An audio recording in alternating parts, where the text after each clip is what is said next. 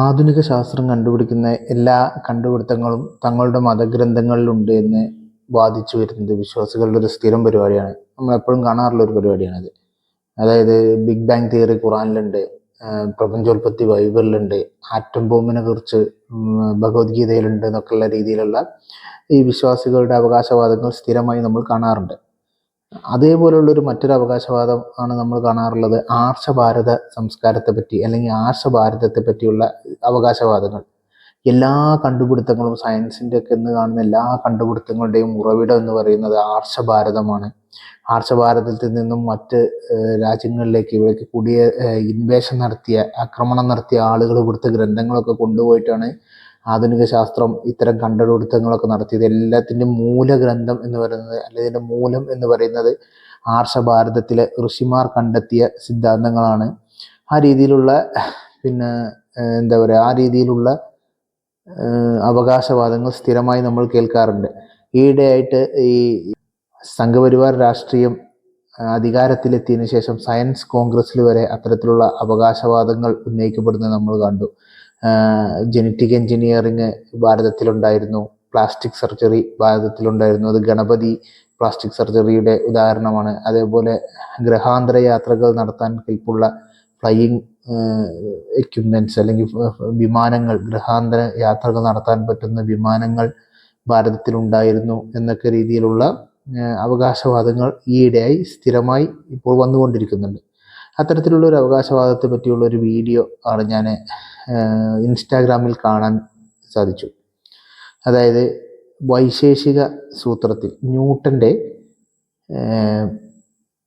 Loss of motions, ചലന നിയമങ്ങൾ, ആധുനിക ഭൗതികശാസ്ത്രത്തിന് അടിത്തറവാകിയ ഐസക് ന്യൂട്ടൻ്റെ ചലന നിയമങ്ങൾ ഐസക് ന്യൂട്ടൻ ഭാരതത്തിൽ നിന്നും മോഷ്ടിച്ചതാണ്, അത് ഐസക് ന്യൂട്ടൻ്റെ കണ്ടുപിടുത്തമല്ല എന്ന രീതിയിലുള്ള ഒരു വീഡിയോ ആണ് കാണാനിടയായത്. വൈശേഷിക സൂത്രത്തിൽ ചലന നിയമങ്ങൾ പറഞ്ഞിട്ടുണ്ടെന്നും അത് അമേരിക്കൻ ജേണലിലും മാഞ്ചസ്റ്റർ യൂണിവേഴ്സിറ്റിയൊക്കെ അംഗീകരിച്ചു എന്ന് പറഞ്ഞുകൊണ്ടുള്ള ഒരു വീഡിയോ ആണ് ഇൻസ്റ്റാഗ്രാമിൽ കാണാനിടയായത്. ആ വീഡിയോ ഒന്ന് കണ്ടു നോക്കാം നമുക്ക്. क्या न्यूटन ने अपने लॉज ऑफ मोशन भारत से चुराए हैं? ये बात मैं नहीं बल्कि खुद मैनचेस्टर यूनिवर्सिटी कह रही है। हाल ही में इंग्लैंड की मैनचेस्टर यूनिवर्सिटी ने एक चौंका देने वाली रिपोर्ट पब्लिश की है, जिसमें उन्होंने पब्लिक किया है कि न्यूटन के लॉज ऑफ मोशन, ग्रेविटी की थ्योरी, यहाँ तक कि कैलकुलस भी भारत की किताबों से कॉपी किए हैं। American journal of engineering research ने अपनी एक रिसर्च में इसके प्रूफ दिए कि न्यूटन के लॉज ऑफ मोशन देने के 2200 साल पहले महर्षि कनद ने 6th BC में अपनी किताब वैशेषिक सूत्र में इसको लिखा है। इतना ही नहीं, महर्षि कनद के सूत्रों के ट्रांसलेशंस और न्यूटन के लॉज ऑफ मोशन में जरा भी फर्क नहीं है। भारत की कम सुनी जानकारियों के लिए फॉलो करें। മാഞ്ചസ്റ്റർ യൂണിവേഴ്സിറ്റിയിലെ ഒരു ജേണലിൽ ഇറങ്ങിയിട്ടുണ്ട്. അതേപോലെ അമേരിക്കൻ ജേണൽ ഓഫ് എഞ്ചിനീയറിംഗ് എന്ന് പറഞ്ഞ ജേണലിലൊക്കെ ഈ വൈശേഷിക സൂത്രത്തിലുള്ളതാണ് ലോസ് ഓഫ് മോഷൻ എന്നും അതേപോലെ കാൽക്കുലസ് ഒക്കെ ഭാരതത്തിൽ നിന്നും മോഷ്ടിച്ചതാണ് എന്ന രീതിയിലാണ് ഈ വീഡിയോയിൽ പറയുന്നത്. ഇത് കണ്ടതിന് ശേഷം ഞാൻ ഇതിനെക്കുറിച്ച് കൂടുതലൊന്ന് അന്വേഷിക്കാൻ വേണ്ടിയിട്ട് യൂട്യൂബിൽ സെർച്ച് ചെയ്തപ്പോൾ ഇതേ അവകാശവാദങ്ങൾ ഉന്നയിക്കുന്ന വേറെയും പല വീഡിയോസ് കണ്ടു. അതിലെ മറ്റൊരു വീഡിയോയും കൂടി നമുക്കൊന്ന് കണ്ടു നോക്കാം. रिसेंटली मैंने अपनी एक वीडियो में बताया था कि इंग्लैंड की प्रसिद्ध मैनचेस्टर यूनिवर्सिटी ने सिर्फ क्लेम नहीं कंफर्म कर दिया कि आइजैक न्यूटन ने कैलकुलस और ग्रेविटी की थ्योरी भारतीय किताबों से कॉपी की है, और ये सब उन्होंने अपनी ऑफिशियल वेबसाइट पर डाल रखा है। आप इस वेबसाइट पर जाकर देख सकते हैं। जब हमने और डीप रिसर्च करी न्यूटन की थ्योरीज पे तो हमें ऐसा कुछ मिला जिसे जानकर आप हैरान हो जाओगे। न्यूटन के 3 लॉज ऑफ मोशन हम पढ़ते हैं, लेकिन यही 3 लॉज ऑफ मोशन इसी वैशेषिक सूत्र में पहले से मेंशन्ड है। लॉ नंबर 1, वेगनमित्व विशेषता कर्मणो जयते। तो यहाँ न्यूटन एक्जैक्टली सेम चीज लिखते हैं, every object moves in a straight line unless acted upon by force. Law number 2, वेगनमित्वापेक्षात् कर्मणो जयते नियतिरिक्त क्रिया प्रबंध हेतु। सेम यहाँ पर the acceleration of an object is directly proportional to the net force exerted and inversely proportional to the object mass. Law number 3, वेग संयोग विशेष विरोधी। और यहाँ पे भी न्यूटन ने संस्कृत का इंग्लिश किया है, और ये ऐसा नहीं कि हमने इसको खोजा है। American journal of engineering research AJER ने ऑफिशियली इसको 2020 में अपनी ऑफिशियल रिसर्च पेपर में इसको छापा है, जो आप इसकी ഈ വീഡിയോയിലും പറയുന്നത് മാഞ്ചസ്റ്റർ യൂണിവേഴ്സിറ്റി ഇതേപോലെ ന്യൂട്ടന്റെ ചലന നിയമങ്ങളൊക്കെ വൈശേഷിക സൂത്രത്തിൽ നിന്ന് എടുത്തതാണെന്ന് അംഗീകരിച്ചുകൊണ്ട് ഒരു പേപ്പർ ഇറക്കിയെന്നൊക്കെയാണ് പറയുന്നത്. പക്ഷേ സത്യത്തിൽ ഈ മാഞ്ചസ്റ്റർ യൂണിവേഴ്സിറ്റി ഇറക്കിയ പേപ്പർ എന്ന് പറയുന്നത് അവിടുത്തെ വിദ്യാർത്ഥികൾ ഇറക്കിയ 2020 അവിടുത്തെ വിദ്യാർത്ഥികൾ ഇറക്കിയ അത്ര പിയർ റിവ്യൂഡ് അല്ലാത്ത, അല്ലെങ്കിൽ അതിൽ വേണ്ടത്ര സൂപ്പർവിഷനൊന്നും നടക്കാത്ത അവിടുത്തെ വിദ്യാർത്ഥികൾ ഇറക്കിയ ഒരു പേപ്പറാണ് ഈ സംഭവം. ആ പേപ്പറിന് യാതൊരുവിധ വാലിഡിറ്റിയും ഇല്ല എന്നുള്ളതാണ് അതിൻ്റെ യാഥാർത്ഥ്യമായിട്ടുള്ള കാര്യം. ഇനി അത് പോട്ടെ, ഇനി ആ പേപ്പറിൻ്റെ വാലിഡിറ്റിയെ കുറിച്ച് നമ്മൾ മാറ്റി നിർത്തിയിട്ട് തന്നെ ഇങ്ങനെ വൈശേഷിക സൂത്രത്തിൽ പറഞ്ഞിട്ടുണ്ടോ എന്നുള്ളത് നമ്മൾ നോക്കിക്കഴിഞ്ഞാൽ ഈ വീഡിയോയിൽ പറയുന്ന ഈ വേഗ എന്ന് വെച്ചിട്ട് പറയുന്ന സൂത്രങ്ങൾ, അതായത് ആദ്യം ഇതിൽ പറയുന്ന ഒരു സൂത്രം ഉണ്ടല്ലോ, വേഗ് നിംശേഷത കർമ്മണ്യജായത എന്നൊക്കെ പറഞ്ഞിട്ടുള്ള ഒരു സൂത്രമാണ് ഇതിൽ പറയുന്നത്. ഇങ്ങനെ വേഗ എന്ന് അല്ലെങ്കിൽ വേഗം എന്നുള്ളതിന് ഇവിടെ വെലോസിറ്റി അല്ലെങ്കിൽ മോഷൻ എന്നുള്ള ഒരു അർത്ഥമാണ് കൊടുത്തിട്ടുള്ളത്. ഈ വേഗം എന്ന് വെച്ചിട്ടുള്ള ആരംഭിക്കുന്ന ഒരൊറ്റ സൂത്രം പോലും വൈശേഷിക സൂത്രത്തിലില്ല എന്നുള്ളതാണ് യാഥാർത്ഥ്യം. ഈ വേഗ് എന്ന് വെച്ചിട്ട് തുടങ്ങുന്ന ഒരൊറ്റ സൂത്രം പോലും വൈശേഷിക സൂത്രത്തിലില്ല. നമ്മൾ അടിച്ചു നോക്കിയ വൈശേഷിക സൂത്രം എടുത്തിട്ട് അത് സെർച്ച് ചെയ്ത് നോക്കിയാൽ അങ്ങനെ വേഗ് എന്ന് പറഞ്ഞിട്ടുള്ള ഒരൊറ്റ സൂത്രം പോലും വൈശേഷിക സൂത്രത്തിലില്ല എന്ന് വരാം. അപ്പോൾ ഈ വീഡിയോയിലുള്ള ഈ 3 സൂത്രങ്ങളും പിന്നെ ഫാബ്രിക്കേറ്റഡ് ആയിട്ടുള്ള സൂത്രങ്ങളാണ്. അതായത് ഇവർ ഇതിനനുസരിച്ച് ചമച്ച് വെച്ച സാധനങ്ങളാണ്. ഈ വൈശേഷിക സൂത്രമൊന്നും ആരെടുത്ത് വായിക്കില്ല എന്നുള്ളതോ അല്ലെങ്കിൽ അത് വായിച്ചാൽ തന്നെ വലിയ മനസ്സിലാവാൻ പറ്റിയ രീതിയിലുള്ള സാധനങ്ങളൊന്നും അല്ലാത്തതുകൊണ്ട് അതിനൊന്നും ആരും മെനക്കെടൂല എന്നുള്ള ഒരു ധൈര്യത്തിലായിരിക്കും ഈ സാധനം എടുത്തുകൊണ്ട് ഇവർ തള്ളിയിട്ടുണ്ടാവുക. ഓക്കെ, അപ്പോൾ ഈ വൈശേഷിക സൂത്രത്തിൽ ഈ വേഗം എന്ന് വെച്ചിട്ട് തുടങ്ങുന്ന ഒരു സൂത്രവും ഇല്ല. എന്നാലും വേറെ വീഡിയോസ് കണ്ട്, അപ്പോൾ വേറെ വീഡിയോസിൽ ഇന്ന സൂത്ര നമ്പറുകളിലാണ് ഈ പറയുന്നത്, ഈ പിന്നെ ചലന നിയമത്തെ പറ്റി പറയുന്നത് ഇന്ന സൂത്ര നമ്പർ എത്ര, ഈ സൂത്രത്തിൽ ഇങ്ങനെ പറയണ്ടേ, സൂത്രത്തിൽ ഇങ്ങനെ പറയണ്ട് എന്നുള്ള രീതിയിൽ പറയുന്നുള്ള വീഡിയോസും കണ്ടിട്ടുണ്ട്. അപ്പോൾ ആ വീഡിയോസിൽ പറയുന്ന സൂത്രത്തിൽ പറയുന്ന സംഭവം ഇതുമായി ബന്ധപ്പെട്ടതാണോ എന്ന് നമുക്കൊന്ന് നോക്കാം. അതിനു മുന്നേ എന്താണ് ഈ വൈശേഷിക സൂത്രം അല്ലെങ്കിൽ വൈശേഷിക ദർശനം എന്താണെന്നുള്ളതൊന്ന് നമ്മൾ മനസ്സിലാക്കാൻ ശ്രമിക്കാം.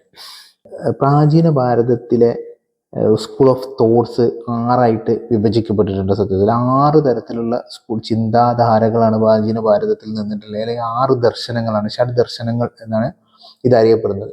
ഈ ദർശനം എന്ന് പറഞ്ഞാൽ യഥാർത്ഥത്തിൽ അതൊരു ഫിലോസഫിക്കൽ ആയിട്ടുള്ള ഒരു കൺസെപ്റ്റാണ്, അല്ലെങ്കിൽ ഒരു ഫിലോസഫി തന്നെയാണ്, തത്വചിന്തയുടെ ഭാഗമായി വരുന്ന സാധനമാണ് ഈ ദർശനം എന്ന് പറഞ്ഞാൽ. എന്താണ് ദർശനത്തിൻ്റെ ഒരു ലക്ഷ്യം എന്ന് ചോദിച്ചാൽ ഈ പ്രപഞ്ചത്തെക്കുറിച്ച്, മനുഷ്യൻ്റെയൊക്കെ ആന്തരിക സത്തയെക്കുറിച്ച് മനസ്സിലാക്കാൻ വേണ്ടിയിട്ട് ഉപയോഗിച്ചൊരു വാക്കാണ് ഈ ദർശനം എന്ന് പറഞ്ഞാൽ. സത്യത്തിൽ ഈ സയൻസ് ഡെവലപ്പ് ചെയ്യുന്നതിന് മുന്നേ ദർശനവും അല്ലെങ്കിൽ ഫിലോസഫിയും സയൻസും തമ്മിൽ വലിയ വ്യത്യാസമില്ലാതെ പ്രപഞ്ചത്തെക്കുറിച്ചുള്ള അറിവുകളൊക്കെ സമ്പാദിച്ചിരുന്നത് ഫിലോസഫിയിലൂടെയാണ്. എന്നാൽ ഇന്ന് നമുക്കറിയാം സാധുവായ അറിവ് നേടാനുള്ള ഏക മാർഗം എന്ന് പറയുന്നത് സയൻസ് ആണെന്ന് നമുക്കറിയാം. സയൻസ് മാത്രമാണ് ജ്ഞാന സമ്പാദനത്തിലുള്ള സാധുവായ ഏക മാർഗം എന്ന് നമുക്കറിയാം. അപ്പോൾ ഈ ഫിലോസഫി എന്നൊക്കെ പറഞ്ഞാൽ അതൊരു എടുക്കാച്ചരക്കായി മാറിയിട്ടുള്ള ഒരു സാധനം, ഒരു മെറ്റാഫിസിക്കലായിട്ടുള്ള കാര്യങ്ങളൊക്കെയാണ് ഇതിൽ പൂർണ്ണമായിട്ട് വരുന്നത്. അധികം വരുന്നത് മെറ്റാഫിസിക്കലായിട്ടുള്ള കാര്യങ്ങളോ അങ്ങനെയുള്ള ദർശനങ്ങൾ, അങ്ങനെയുള്ള കാര്യങ്ങൾ. അപ്പോൾ ഭാരതത്തിൽ 6 ഷഡ് ദർശനങ്ങൾ എന്നാണ് അതിന് പറയാം. 6 ദർശനങ്ങൾ ഉണ്ടായിരുന്നു. അതായത് മീമാംസ, പൂർവ്വമീമാംസ, സാങ്ക്യം, യോഗം, ന്യായം, വൈശേഷികം എന്ന് പറഞ്ഞ 6 ദർശനങ്ങളാണ്. ഇതൊക്കെ ഏകദേശം ഒരേപോലുള്ള കുറേ വാദങ്ങൾ വ്യത്യസ്ത രീതിയിൽ അവതരിപ്പിക്കപ്പെട്ട ഒരു സ്കൂൾ ഓഫ് തോട്ട്സ് ആണ് ഈ ദർശനങ്ങൾ എന്ന് പറഞ്ഞാൽ. അത് പ്രപഞ്ചം എങ്ങനെ ഉണ്ടായി, നമ്മൾ ഇവിടുന്ന് വന്നു, മനുഷ്യനെ ഇവിടുന്ന് വന്നു എന്നൊക്കെയുള്ള ഒരു കേൾക്കുമ്പോൾ നമുക്ക് ഭയങ്കര സംഭവം തോന്നിയാലും സാധാരണ ഒരു ബേസിക് ആയിട്ടുള്ള കാര്യങ്ങൾ ഭയങ്കര സംഭവമാക്കി പറയാന്നുള്ള കാര്യം മാത്രമേ ഇതിലുള്ളൂ. അല്ലാതെ വലിയ സംഭവങ്ങളൊന്നും ഇതിലില്ല. ഇപ്പോൾ ഒരു ദർശനമൊക്കെ നമ്മൾ പറയുമ്പോൾ ദർശനം എന്ന് പറഞ്ഞാൽ മനുഷ്യൻ്റെ ആന്തരിക സത്തയെ, പ്രപഞ്ചത്തിൻ്റെ ആന്തരിക സത്തയെ കുറിച്ച് പഠിക്കാനുള്ള സാധനമാണ്, മറ്റേതാണെന്നൊക്കെ നമുക്ക് ഇങ്ങനെ എഴുതി വെച്ച് കാണാം. ഇതിപ്പോൾ വസ്തുനിഷ്ഠ യാഥാർത്ഥ്യം, ആത്മനിഷ്ഠ യാഥാർത്ഥ്യവുമായി ബന്ധപ്പെട്ടെന്നൊക്കെ നമ്മളെ രാജീവ് സ്റ്റൈലിലുള്ള ഡയലോഗ് അടിക്കുന്ന ഒരു സാധനം മാത്രമാണ്. എന്നാൽ അതിലൊന്നും കാര്യമായിട്ടൊന്നും ഇല്ല എന്നുള്ളത് നമുക്ക് മനസ്സിലാക്കാം. മിക്ക പ്രാചീന ഭാരതത്തിലെ മിക്ക സിദ്ധാന്തങ്ങളും ഒരു കഞ്ചാവ് സാഹിത്യമായിട്ട് നമുക്ക് ഇപ്പോൾ ഉപനിഷത്തുകളൊക്കെ വായിച്ചാൽ അതിലൊക്കെ മിക്ക സാധനങ്ങളും കഞ്ചാവ് സാഹിത്യമായിട്ടാണ് നമുക്ക് മനസ്സിലാക്കാൻ കഴിയുക. എന്നാൽ ഈ ചില ദർശനങ്ങളൊക്കെ കുറച്ചും കൂടി ഫിലോസഫിക്കൽ ലെവലിൽ നോക്കുമ്പോൾ കുറച്ചും കൂടി ഉയർന്ന രീതിയിലുള്ള ചിന്താ പദ്ധതിയൊക്കെ ആയിരിക്കും നമുക്ക് തോന്നാവുന്ന രീതിയിലുള്ള സാധനങ്ങളുണ്ട്. ഇപ്പോൾ അതിൽപ്പെട്ട ഒരു ദർശനമാണ് വൈശേഷിക ദർശനം എന്ന് പറഞ്ഞാൽ. ഈ വൈശേഷിക ദർശനത്തിൻ്റെ പ്രാണാദേവായിട്ട് കണക്കാക്കപ്പെടുന്നത് കനാദ മഹർഷിയാണ്. കനാദൻ എന്ന് പറയപ്പെടുന്ന ഒരാളാണ്. അങ്ങനെ ഒരാൾ ജീവിച്ചിരുന്നത് ഏത് കാലഘട്ടത്തിലാണെന്ന് നമുക്ക് വ്യക്തതയൊന്നുമില്ല. ചില ആളുകൾ പറയുന്നത് ചില ചരിത്രകാരന്മാർ പറയുന്നത് കനാദൻ ജീവിച്ചിരുന്നത് 10-ാം നൂറ്റാണ്ട് BCE 10-ാം നൂറ്റാണ്ടിനും BCE 6-ാം നൂറ്റാണ്ടിനും ഇടയിൽ, അതായത് BCE 600-നും 1000-നും ഇടയിലുള്ള ഒരു സമയത്താണെന്ന് പറയുന്നുണ്ട്. എന്നാൽ രാഹുൽ സാങ്കൃതായനെ പോലുള്ള ചരിത്രകാരന്മാർ പറയുന്നത് എന്താ വെച്ചാൽ ബുദ്ധ ജൈന കൃതികളിലൊന്നും ഈ വൈശേഷിക ദർശനത്തെക്കുറിച്ചോ കനാദനെ കുറിച്ചോ യാതൊരു പരാമർശവും ഇല്ലാത്തത് കൊണ്ട് അവർക്ക് ശേഷമായിരിക്കും, ബുദ്ധന് ശേഷമായിരിക്കും ഈ കനാദൻ ജീവിച്ചിരുന്നത് എന്നും പറയപ്പെടുന്നുണ്ട്. എങ്ങനെയായാലും ഈ കനാദൻ്റെ ഈ വൈശേഷിക ദർശനം എന്ന് പറഞ്ഞാൽ ഒരു ഫിലോസഫിക്കൽ തോട്ടാണ്. ഈ വൈശേഷികത്തിൻ്റെ ലക്ഷണം എന്ന് പറഞ്ഞാൽ എന്താണ്, ലക്ഷ്യം എന്താണെന്ന് ചോദിച്ചാൽ പ്രപഞ്ചത്തെക്കുറിച്ച് അറിയുക, പ്രപഞ്ചത്തിൻ്റെ സത്തയെക്കുറിച്ച് അറിയാം, മനുഷ്യൻ്റെ സത്തയെക്കുറിച്ചൊക്കെ അറിയുക എന്നുള്ളത് തന്നെയാണ് വൈശേഷിക ദർശനത്തിൻ്റെ ലക്ഷ്യം. പക്ഷെ വൈശേഷികത്തിൻ്റെ ഒരു പ്രത്യേകത എന്താ വെച്ചാൽ വൈശേഷികം എല്ലാ പ്രപഞ്ചത്തിലുള്ള എല്ലാ വസ്തുക്കളും പ്രപഞ്ചം ഒരു വസ്തുനിഷ്ഠ യാഥാർത്ഥ്യമായി അംഗീകരിക്കുകയും പ്രപഞ്ചത്തിലുള്ള എല്ലാ വസ്തുക്കളും മൗലികമായ കണങ്ങൾ കൊണ്ട് കൂട്ടിച്ചേർക്കപ്പെട്ട ഒരു സാധനമാണെന്നുള്ളൊരു പിന്നെ സിദ്ധാന്തമാണ് മുന്നോട്ട് വെക്കുന്നത്. അതുകൊണ്ട് ഒരു ആറ്റോമിക് തിയറിയൊക്കെ ഈ കണാദനാണ് കണ്ടുപിടിച്ചതെന്നുള്ള രീതിയിലുള്ള തള്ളലുകളും നമുക്ക് കേൾക്കാം. പക്ഷെ ആധുനിക ആറ്റോമിക് തിയറിയുമായി ഒന്നും ഇതിന് യാതൊരു ബന്ധമില്ല. ഇത് ഗ്രീസിലും പിന്നെ ഇവിടെയൊക്കെ നിലനിന്നിരുന്ന ഈ ഡെമോക്രറ്റിസ് ഒക്കെ കണ്ടുപിടിച്ചാണ് സിദ്ധാന്തത്തിൻ്റെ ഒക്കെ വേറൊരു രൂപമാണ്. അതായത് പദാർത്ഥങ്ങളെ പ്രപഞ്ചത്തിലുള്ള വസ്തുക്കളെയൊക്കെ പദാർത്ഥങ്ങളായി തിരിക്കുകയും ആ പദാർത്ഥങ്ങളുടെയൊക്കെ മൗലിക കണങ്ങൾ കൊണ്ടാണ് എല്ലാം ഉണ്ടാക്കിയിട്ടുള്ളത് എന്നുള്ളൊരു സിമ്പിൾ സിദ്ധാന്തമാണ്. അല്ലാതെ ആറ്റവുമായൊന്നും അതിന് ബന്ധമില്ല. ആറ്റവുമായോ ആറ്റോമിക് തിയറിയുമായോ ഒന്നും യാതൊരു ബന്ധവും ഇല്ലെങ്കിലും ആറ്റം കണ്ടുപിടിച്ചത് കണാദനാണ് എന്നൊക്കെയുള്ളൊരു തള്ളലുകൾ നമ്മൾ കേൾക്കാറുണ്ട്. അത്തരത്തിലുള്ള മറ്റൊരു വാദമാണ് ഈ ലോസ് ഓഫ് മോഷൻ എന്താണ് വൈശേഷിക സൂത്രത്തിൽ ഉണ്ട് എന്ന് പറയുന്നത്. എന്തൊക്കെയുണ്ട്? ന്യൂട്ടൻ്റെ ലോസ് ഓഫ് മോഷൻ, ന്യൂട്ടൻ്റെ പ്രിൻസിപ്പിയ മാത്തമെറ്റിക്ക ഫിലോസഫിയ നാച്ചുറാലിസ്, അതായത് natural philosophy on basis of mathematic principle എന്ന പുസ്തകത്തിലൂടെ ന്യൂട്ടൻ അവതരിപ്പിച്ചതാണ് ഈ ക്ലാസിക്കൽ മെക്കാനിസത്തിൻ്റെ അല്ലെങ്കിൽ ക്ലാസിക്കൽ ഫിസിക്സിൻ്റെ അടിസ്ഥാനം എന്നറിയപ്പെടുന്ന ഈ ലോസ് ഓഫ് മോഷൻ എന്ന് പറഞ്ഞ സംഭവങ്ങൾ. 3 ലോസ് ഓഫ് മോഷൻ ഉള്ളത്. ഏതൊക്കെയുള്ളത്? 3 ചലന നിയമങ്ങൾ. ഒന്നാമത്തെ ചലന നിയമം എന്താണ് പറയുന്നത് നോക്കാം. ഒന്നാമത്തെ ചലന നിയമം, a body remains at rest or in motion at a constant speed in a straight line except in so far as it is acted upon by a force. അതായത് ഒരു ബാഹ്യതരമായ ഒരു ഫോഴ്സ്, ഒരു ശക്തി പ്രയോഗിക്കുന്നിടത്തോളം കാലം ഒരു പിന്നെ വസ്തു അതിൻ്റെ റെസ്റ്റിലോ നിശ്ചലാവസ്ഥയിലോ അല്ലെങ്കിൽ യൂണിഫോം മോഷനോ ആയിട്ടുള്ള അവസ്ഥ തുടരും എന്നുള്ളതാണ് ഒന്നാമത്തെ ന്യൂട്ടൻ്റെ ചലന നിയമം പറയുന്നത്. രണ്ടാമത്തെ ചലന നിയമം പറയുന്നത്, at any instant of time the net force on a body is equal to the body's acceleration multiplied by its mass or equivalently the rate at which the body's momentum is changing with the time. അതായത് force is equal to mass into acceleration എന്ന നമ്മുടെ formula നമുക്ക് കിട്ടുന്നത് ഈ രണ്ടാം ചലന നിയമത്തിലൂടെയാണ്. മൂന്നാമത്തത്, if two bodies exert forces on each other, these forces have the same magnitude but opposite direction. അതായത് every action as equal and opposite reaction എന്ന് പറയുന്ന എല്ലാ പ്രവർത്തനങ്ങൾക്കും സമവും വിപരീതവുമായ ഒരു പ്രതിപ്രവർത്തനം ഉണ്ടാവും എന്നുള്ള ഈ 3 നിയമങ്ങളാണ് ന്യൂട്ടൻ്റെ ചലന നിയമം എന്ന് അറിയപ്പെടുന്നത്. ഈ ചലന നിയമം നമ്മളെ വൈശേഷിക സൂത്രത്തിലുണ്ട് എന്നുള്ളതാണ് പല വീഡിയോയിലും പറയുന്നത്. അതിലൊരു വീഡിയോയിൽ അത് ഏതൊക്കെ സൂത്രത്തിലാണെന്ന് പറയുന്നുണ്ട്. അത് നമുക്കൊന്ന് കണ്ടു നോക്കാം. എന്നിട്ട് ആ സൂത്രം ആ വൈശേഷിക സൂത്രത്തിലുള്ള ആ സാധനം തന്നെയാണോ ന്യൂട്ടൻ്റെ ചലന നിയമത്തിൽ പറയണതും എന്ന് നമുക്ക് നോക്കാം. അത് തമ്മിൽ എന്തെങ്കിലും ബന്ധമുണ്ടോ, ഈ വ്യാഖ്യാന ഫാക്ടറിയിലൂടെ ഇവരുണ്ടാക്കിയെടുത്ത ബന്ധമല്ലാത്ത വേറെ എന്തെങ്കിലും ബന്ധമുണ്ടോ എന്നുള്ളത് നമുക്കൊന്ന് നോക്കാം. Who discovered the laws of motion? If you say Sir Isaac Newton in 1687, I would say no. Acharya Kanad made the discovery and documented Visheshika Sutram around 2200 years ago. Let's have look. First law. In Sutra 517, he mentions that in the absence of conjunction, gravity causes object to fall. Similarly, in Sutra 518, he mentions that in the absence of a force, there is no upward motion, sideward motion or motion in general. Second law. In Sutra 5117, he mentions that the initial pressure on the bow leads to the arrow's motion. From that motion is momentum, from which is the motion that follows in the next and so on similarly. And third law. In Sutra 1114, he mentions action is opposed by reaction. Can it be a coincidence? Newton's laws of motion consist of the sequential laws of motion from chapter 5 of Visheshika Sutram, written by Acharya Kanad. Take a moment to reflect on this, and I അഞ്ചാമത്തെ സൂത്രത്തിലുള്ള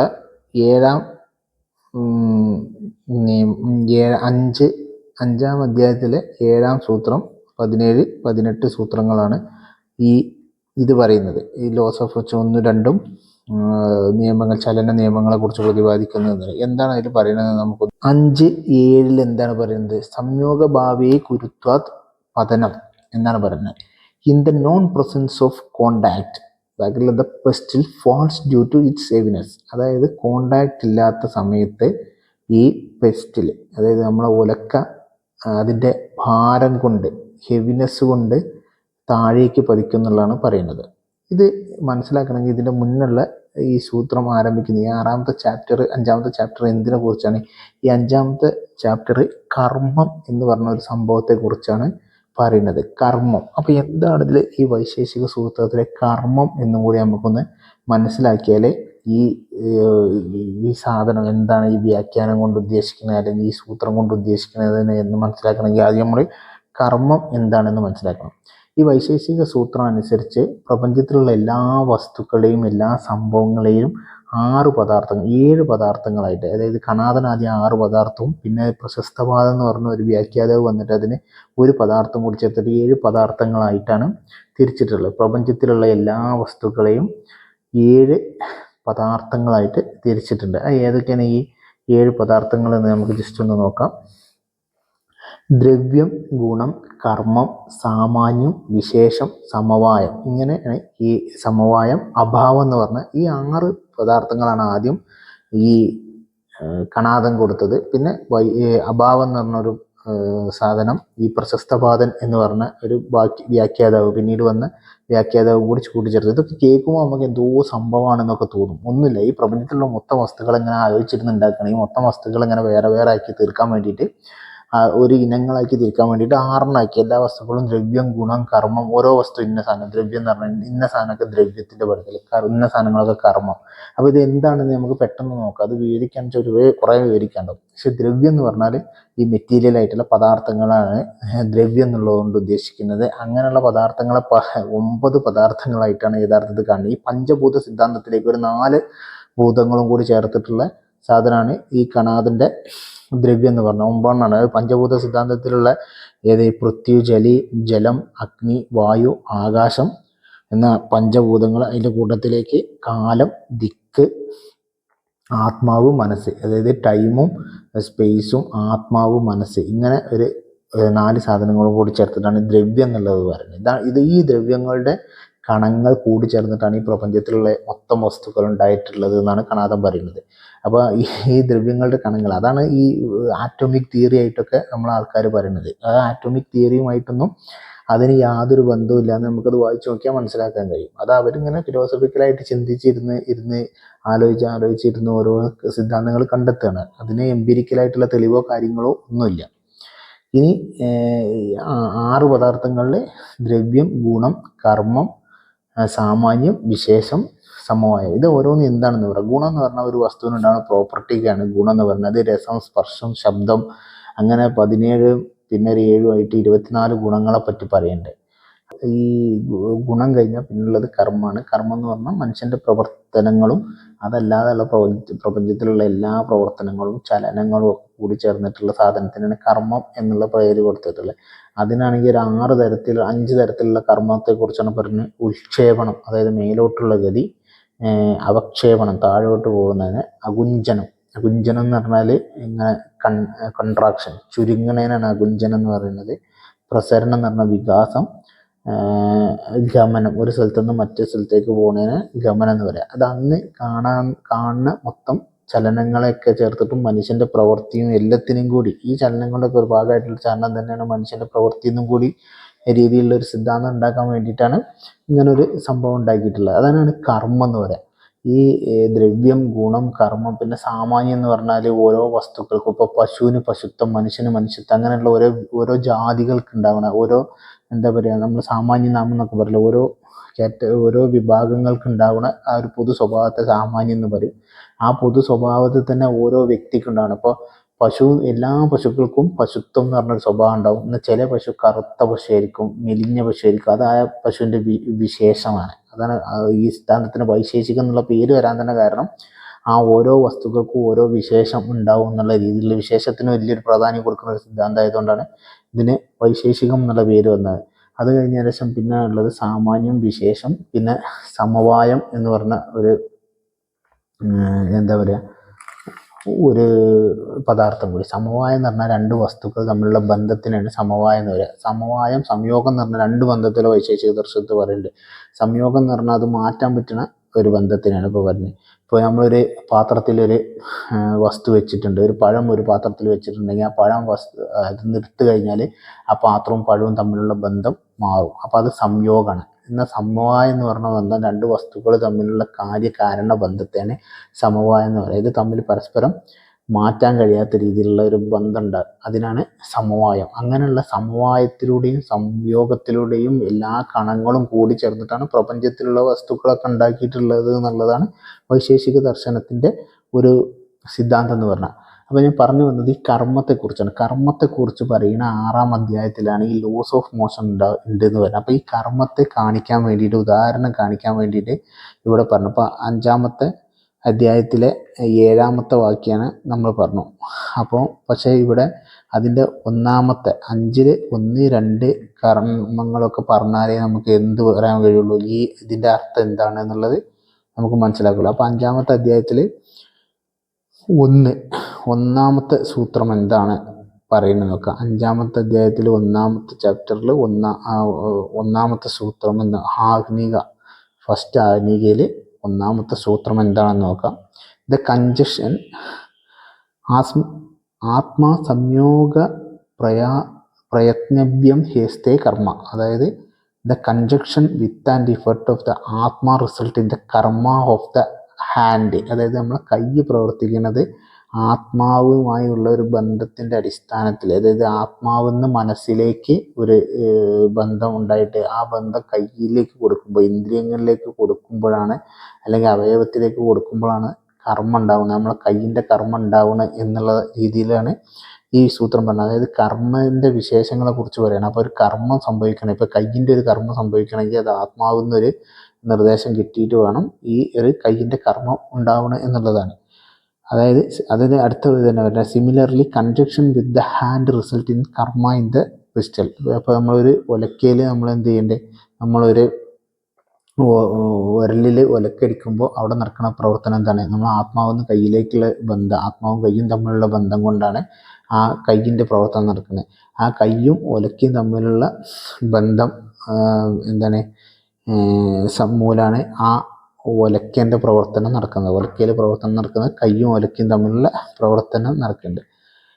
But the karma produced in the pistol is due to the impact and not because of its connection with the hand but otherwise. അതായത് ഈ പിസ്റ്റലിൽ ഉണ്ടാവുന്ന കർമ്മ എന്ന് പറഞ്ഞാൽ അത് impact ഉണ്ട്, അത് ഇരിക്കുമ്പോൾ ഉണ്ടാവുന്ന ആ ഒരു ഇമ്പാക്റ്റ് എന്നാണ് ഈ എന്തുണ്ടാവുന്നത്, പിസ്റ്റലിൻ്റെ കർമ്മ ഉണ്ടാവുന്നത്. അതായത് ഈ ഒലക്കേൻ്റെ പ്രവർത്തനം സംഭവിക്കണമെന്ന് വെച്ചാൽ ആ ഒലക്ക ഇടിക്കുമ്പോൾ ഉണ്ടാവുന്ന ഇമ്പാക്റ്റ് എന്നാണ് ഉണ്ടാവുന്നത്. അത് എന്തല്ല, ഈ കയ്യിൻ്റെ കൺജക്ഷൻ മൂലം, കയ്യിൻ്റെ സംയോഗം മൂലം അല്ല ഉണ്ടാവുന്നത് എന്നുള്ളതാണ് പറയുന്നത്. ഇത് ഈ എന്താണ് കാണുന്ന ഓരോരോ പ്രവർത്തനങ്ങളെ വെച്ചിട്ട് ഓരോരോ വ്യാഖ്യാനങ്ങൾ പറഞ്ഞിട്ട് അതിനെ മനുഷ്യൻ്റെ ആന്തരിക സത്യവുമായി ബന്ധപ്പെടുത്തിയിട്ടുള്ള ഒരു ഫിലോസഫിക്കൽ ദർശനം ഉണ്ടാക്കാൻ വേണ്ടിയിട്ടാണ് ഇവർ ശ്രമിച്ചുകൊണ്ടിരിക്കുന്നത്.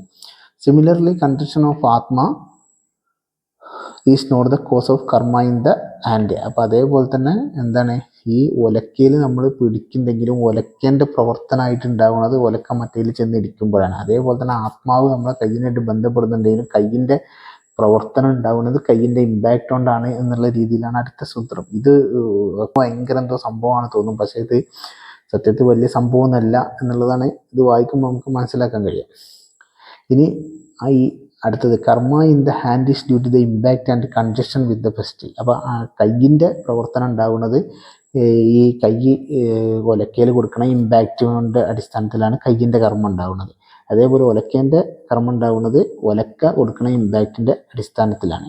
ഇനി അടുത്തത് വരുന്നത് karma of atma is also due to the conjunction with the hand and motion. അപ്പോൾ ആത്മാവിൻ്റെ പ്രവർത്തനം എന്ന് പറയുന്നത് കയ്യുമായി ഉണ്ടാവുന്ന സംയോഗം മൂലമാണ്. അത് കഴിഞ്ഞതിൻ്റെ ശേഷമാണ് സംയോഗാഭാവേ കുരുത്വ പതനം. അതായത് ഈ കോണ്ടാക്റ്റ് ഇല്ലാത്ത സമയത്ത് ഈ ഒലക്ക താഴേക്ക് വീണത് എന്തിൻ്റെ അടിസ്ഥാനത്തിലാണ്, അത് പിന്നെ ഹെവിനെസ് കൊണ്ടാണ്, അതിൻ്റെ ഭാരം കൊണ്ടാണ്, അല്ലെങ്കിൽ അതിൻ്റെ ഗുരുത്വം കൊണ്ടാണ് അത് താഴേക്ക് വീഴുന്നത്. ഇതിന് ലോസ് ഓഫ് മോഷനുമായൊന്നും യാതൊരു ബന്ധവുമില്ല. ഇത് വ്യാഖ്യാന ഫാക്ടറിയിലൂടെ വ്യാഖ്യാനിച്ചുണ്ടാക്കുന്ന സംഭവം തന്നെയാണ്. ഇനി അടുത്ത ഇത് പറയുന്നത് 5:17 സൂത്രത്തിൽ എന്തോ ലോസ് ഓഫ് മോഷൻ്റെ സെക്കൻഡ് ലോ ഒക്കെ ഉണ്ട് എന്നുള്ളതാണ് പറയുന്നത്. 5:17 നമുക്ക് വായിച്ചു നോക്കാം.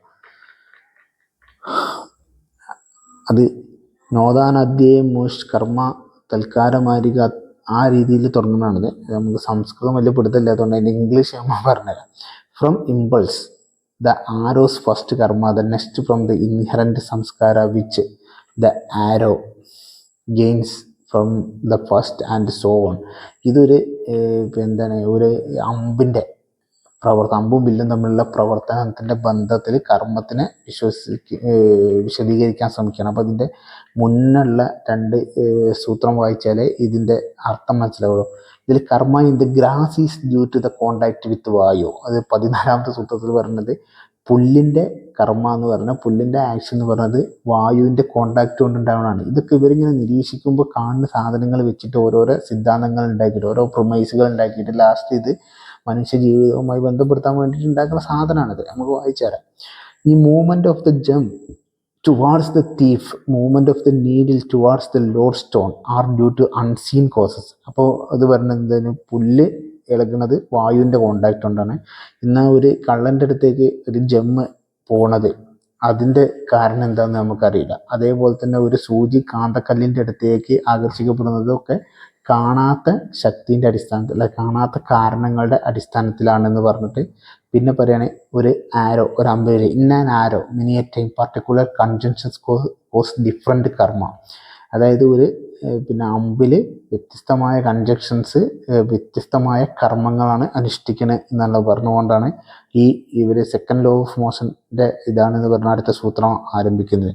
From impulse the arrows first കർമ്മ. അതായത് ഈ അമ്പ് വലിച്ചു വിടുന്ന ഫസ്റ്റ് ഇമ്പൾസ് എന്നാണ് ആരോൻ്റെ ഫസ്റ്റ് കർമ്മം ആരംഭിക്കുന്നത്. അതായത് വലിച്ചു വിടുന്ന തള്ളിൻ്റെ അടിസ്ഥാനത്തിലാണ് ആരോ മുന്നോട്ട് പോകുന്നത്.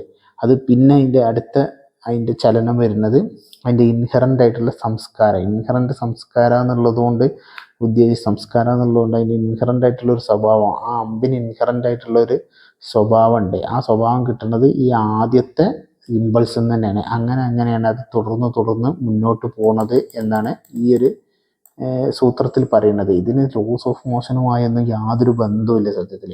അതിങ്ങനെ അമ്പ് എന്തുകൊണ്ട് പോകുന്നത്, അമ്പിന് ആദ്യം ഒരു തള്ളൽ കിട്ടുന്നുണ്ട്, ആ തള്ളൽ പിന്നെ അമ്പ് സ്വീകരിച്ചിട്ട് അമ്പിൻ്റെ ഉള്ളിൽ തന്നെ ഒരു സ്വഭാവം ഉണ്ട്, അത് സ്വീകരിക്കാനുള്ള ഒരു സ്വഭാവം വെച്ചിട്ട് അമ്പ് മുന്നോട്ട് പോവുകയാണെന്നാണ് പറയുന്നത്. അത് കഴിഞ്ഞതിന് ശേഷം നേരത്തെ പറഞ്ഞ പോലെ തന്നെ ആ ഉലക്കേൻ്റെ കാര്യം പറഞ്ഞ പോലെ തന്നെ എന്താണ് ഇത് ആബ്സെൻസ് ഓഫ് സംസ്കാരം. അതായത് ആ ഇൻഹറൻ്റ് ആയിട്ടുള്ള ഒരു ഫോഴ്സ് നിൽക്കുമ്പം ഇതിൻ്റെ ഹെവിനെസ് കൊണ്ട് അമ്പ് താഴേക്ക് വീഴും എന്നുള്ളതാണ് ഈ 18ാമത്തെ സൂത്രത്തിൽ പറയുന്നത്. ഇതാണ് വൈശേഷിക സൂത്രത്തിൽ സത്യത്തിൽ പറയുന്നത്. അതേപോലെ 1ാമത്തെ അധ്യായത്തിൽ അത് കേട്ടു നോക്കാം. അടുത്തത് എന്താണ് ലോസ് ഓഫ് മോഷൻ പറയുന്നത് എന്നുള്ള അതും കൂടി ഒന്ന് കേട്ടു നോക്കാം. And third law. In Sutra 1114, he mentions action is opposed by reaction. Can it be a coincidence? Newton's laws of motion consist of the sequential laws of motion from chapter 5 of Visheshika Sutram, written by Acharya Kanad. Take a moment to reflect on this, and 1ാമത്തെ അധ്യായത്തിൽ 14ാമത്തെ സൂത്രത്തിൽ എന്തോ ഉണ്ടെന്നാണ് പറയുന്നത്. അത് 1ാമത്തെ അധ്യായത്തിൽ 14ാമത്തെ സൂത്രത്തിൽ പറയുന്നത് എന്താ വെച്ചാൽ ഇഫക്റ്റ് ഈസ് ഒപ്പോസിഡ് ബൈ കർമ്മ എന്നാണ്. അതായത് കാര്യവിരോധി കർമ്മ. അതായത് കർമ്മത്തിൻ്റെ സ്വഭാവം പറയുന്നത് എന്താ വെച്ചാൽ ഈ ദ്രവ്യത്തിൽ നിന്ന് അതിൻ്റെ തൊട്ടടുത്തുള്ള സൂത്രങ്ങൾ വായിക്കുമ്പോൾ നമുക്കത് പിടുത്തം കിട്ടും. 4ാമത്തെ സൂത്രം ഇതാണ് കാര്യവിരോധി കർമ്മ. അതായത് ഇഫക്റ്റ് ഈസ് ഒപ്പോസിഡ് ബൈ കർമ്മ. അതായത് കർമ്മത്തിൻ്റെ ഇഫക്റ്റ് കർമ്മത്താൽ തന്നെ എതിർക്കപ്പെടുകയാണെന്നുള്ളതാണ് പറയുന്നത്. അതായത് നമ്മളൊരു കർമ്മം ഒരു വസ്തുവിന് ഒരു ആക്ഷൻ കൊടുക്കുമ്പോൾ ആ വസ്തുവിൻ്റെ ആക്ഷൻ അതിൻ്റെ അതേ ആക്ഷൻ കൊണ്ട് തന്നെ ഒപ്പോസ് ചെയ്യപ്പെടുക എന്നുള്ളത്. അതൊരു ഫിലോസഫിക്കലായിട്ടുള്ള ആർഗ്യുമെൻ്റ്, അതൊരു മെറ്റാഫിസിക്കലായിട്ടുള്ള ആർഗ്യുമെൻ്റാണ്. ഇതിൻ്റെ ലോസ് ഓഫ് മോഷൻ ആണ് an action as equal and opposite reaction എന്നുള്ള ലോസ് ഓഫ് മോഷനുമായി ഇതിന് യാതൊരു ബന്ധവുമില്ല. കാരണം അത് തൊട്ടടുത്ത് മേലുള്ള സൂത്രങ്ങളും കൂടി വായിക്കുമ്പോൾ നമുക്കത് മനസ്സിലാവും. അതായത് അതിൽ എന്താ പറയുന്നത് വെച്ചാൽ ദ്രവ്യ ജനറേറ്റ്സ് ദ്രവ്യ ആൻഡ് ഗുണ ടു. അതായത് ദ്രവ്യത്തെയും ഗുണത്തെയും ഉണ്ടാക്കുന്നുണ്ട്. എന്നാൽ കർമ്മ കനോട്ട് ബി ഫോംഡ് ബൈ കർമ്മ. അതായത് കർമ്മത്തെ ഉണ്ടാക്കാൻ കഴിയില്ല. കർമ്മത്തെ ഓപ്പോസിറ്റ് ചെയ്യുന്നതെന്നാണ് പറയുന്നത്. ഇതിൽ സ്വന്തമായിട്ട് ദ്രവ്യം എന്തുണ്ടാക്കുന്നുണ്ട്, ദ്രവ്യത്തെ തന്നെ ഉണ്ടാക്കുന്നുണ്ട്, ദ്രവ്യം ഗുണത്തെയും ഉണ്ടാക്കുന്നുണ്ട്. എന്നാൽ കർമ്മം ഒരിക്കലും കർമ്മത്തെ ഉണ്ടാക്കുന്നില്ല. കർമ്മത്തെ ഓപ്പോസിറ്റ് ചെയ്യാന്നുള്ള ഒരു ഫിലോസഫിക്കൽ ആർഗ്യുമെൻ്റാണ് ഈ സൂത്രത്തിലുള്ളത്. അപ്പോൾ ഈ സൂത്രങ്ങളൊക്കെ വെച്ചിട്ട് വ്യാഖ്യാന ഫാക്ടറിയിലൂടെയാണ് എന്തുണ്ടാക്കുന്നത്, ഈ ഒരു വൈശേഷിക സൂത്രത്തിൽ ലോസ് ഓഫ് മോഷൻ ഉണ്ട് എന്നുള്ള ആർഗ്യുമെൻറ്റുമായി ഇവർ വരുന്നത്. അപ്പോൾ ഈ ആശഭാരതത്തിൽ സയൻസ് അത്യാവശ്യം വളർന്നിട്ടുണ്ട്. ഇപ്പോൾ എന്താ പറയുക, ആസ്ട്രോണമിയൊക്കെ അന്നത്തെ നിരീക്ഷണത്തിൻ്റെ അടിസ്ഥാനത്തിൽ കാണാവുന്ന രീതിയിലുള്ള അസ്ട്രോണമി അത്യാവശ്യം നല്ല വളർന്നിട്ടുണ്ട്, ഫിലോസഫി അത്യാവശ്യം വളർന്നിട്ടുണ്ട്. പക്ഷെ അത് ആധുനിക ശാസ്ത്രവുമായൊന്നും യാതൊരു ബന്ധമില്ല എന്നുള്ളതാണ് യാഥാർത്ഥ്യം. അപ്പോൾ അന്ന് എല്ലാ സ്ഥലത്തും ഇപ്പോൾ ഇറാസ്തോസനീസൊക്കെ BC 600 ഭൂമി ഉരുണ്ടതാണെന്ന് കണ്ടെടുത്ത് ഭൂമിയുടെ ചുറ്റളവ് വരെ കണ്ടുപിടിച്ചു. അതേപോലുള്ള വളർച്ച ഭാരതത്തിലും ഉണ്ടായിട്ടുണ്ട്. ആ ഒരു വളർച്ചേൻ്റെ അപ്പുറത്ത് അത് ആധുനിക ശാസ്ത്രം മുഴുവൻ അവിടുന്ന് കോപ്പി അടിച്ചതാണ് എന്നുള്ള തള്ളൽ നമുക്കത് പെറ്റ തള്ള സഹിക്കില്ല എന്ന് പറയില്ല, അമ്മാതിരി തള്ളലാണ് ഈ തള്ളൽ. അപ്പോൾ അതൊന്നും എടുത്ത് പരിശോധിച്ചാൽ നമുക്ക് മനസ്സിലാവും ഇതൊക്കെ വെറും തള്ളലാണ് എന്നുള്ളത്.